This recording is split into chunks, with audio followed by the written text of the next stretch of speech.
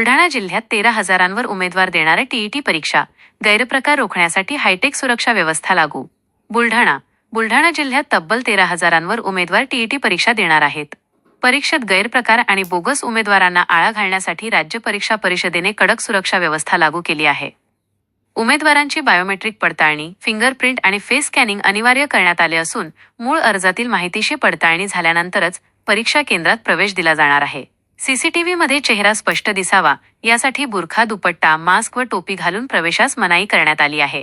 तसेच प्रश्नपत्रिकेच्या प्रत्येक पानावर युनिक कोड व QR कोड असणार असून AI तंत्रज्ञानाचा वापर केला जाणार आहे. महत्त्वाचे नियम आणि मार्गदर्शक तत्वे. दिव्यांग परीक्षार्थींना लेखनिकाची सुविधा हवी असल्यास त्यांनी प्राथमिक शिक्षणाधिकाऱ्यांकडून पूर्वपरवानगी घेणे आवश्यक आहे. कडक देखरेख. परीक्षेवर देखरेख ठेवण्यासाठी 5 भरारी पथके नियुक्त करण्यात आली आहेत. सर्व 22 केंद्रांत पोलीस बंदोबस्त राहणार असून प्रश्नपत्रिका व गोपनीय साहित्य जिल्हा कोषागारात सुरक्षित ठेवण्यात येणार आहे. प्रतिबंधित वस्तू, चेहरा झाकणाऱ्या वस्तू तसेच इलेक्ट्रॉनिक उपकरणांना परीक्षा केंद्रात पूर्णतः बंदी राहणार आहे. आवश्यक कागदपत्रे. प्रवेशपत्रासोबत मूळ फोटो ओळखपत्र आणि पासपोर्ट आकाराचे छायाचित्र आवश्यक आहे. ओळखपत्रासाठी आधार, पॅन, मतदार ओळखपत्र, ड्रायव्हिंग लायसन्स किंवा पासपोर्ट यांपैकी एक ओळखपत्र सोबत ठेवण्याचे आवाहन करण्यात आले आहे. बुलढाणा जिल्ह्यामध्ये 28 जून 2026 रोजी राज्यासह शिक्षक पात्रता परीक्षेचं आयोजन करण्यात आलेलं आहे. या परीक्षेचे 2 पेपर आहेत. पहिल्या पेपरला 17 केंद्रांवर 5,953 विद्यार्थी परीक्षा देणार आहेत आणि दुसऱ्या पेपरवर दुपार सत्रामध्ये 7,174 विद्यार्थी परीक्षा देणार आहेत.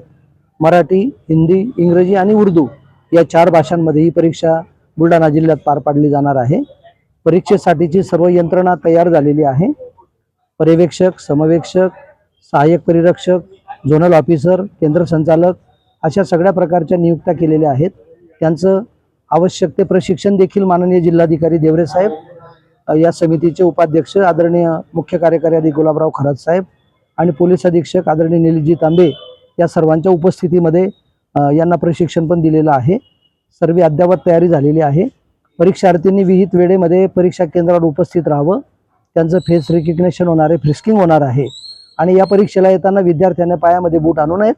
त्याने चप्पल किंवा सँडल पायामध्ये आणावी असंही या निमित्ताने मी आवाहन करतो आणि सर्व परीक्षार्थींना या परीक्षेसाठी खूप खूप शुभेच्छा देतो.